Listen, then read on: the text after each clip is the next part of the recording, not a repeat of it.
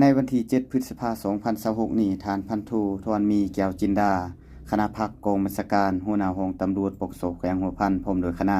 ได้เข้าเยี่ยมยามและศึกษาอบรมผู้ติดยาเสพติดมีบรรดาทานหัวหน้า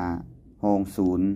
นายและพลตำรวจภายในศูนย์ตลอดฮอดผู้ที่มาบำบัดเข้าร่วมพันโททรมีแก้วจินดาคณะพักกองบัญชาการหัวหน้าห้องตำรวจปกสแขวงหัวพันให้ฮู้ว่าโดยอิงตามบาระแห่งศาสตร์ว่าด้วยการแก้ไขปัญหายาเสพติดให้ลดน้อยถอยลงเทื่อละก้าวในนี้ท่านยังได้ยกให้เห็นผลหายของยาเสพติดแต่ละประเภทและผลกระทบต่อตนเองครอบครัวสังคมต่อประเทศชาติบ้านเมืองการศึกษาอบรมผู้ที่มาบำบัดยาเสพติดในครั้งนี้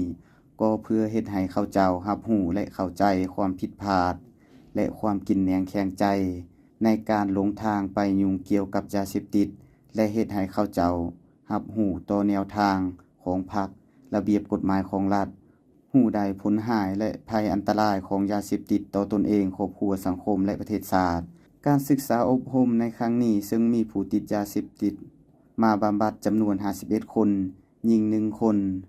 โอกาสนี้ยังได้สร้างกิจกรรมถามตอบเกี่ยวกับผลหายของยาเสพติดและผ่านการปีนปัวและฟื้นฟูสุขภาพในครั้งนี้อย่างเป็นขบวนการฝึกฟื้นโอกาสเดียวกันนี้ยังได้มีพระสงฆ์สามเณรวัดโพไซสนารามได้เผยแพร่ธรรมะให้รู้ถึงบาปบุญคุณโทษที่หลงผิดเสพยาเสพติดให้ผู้ที่มาบำบัดยาเสพติดในครั้งนี้เฮ็ดให้เขาเจ้ารู้สึกกินแหนงแข็งใจในการหลงทางผิดไปยุ่งเกี่ยวกับยาเสพติดนอกจากนี้ยังได้นำเอาเครื่องอุปโภคบริโภคจำนวนหนึ่งมามอบให้ศูนย์ปิ่นปัวและฟื้นฟูสุขภาพ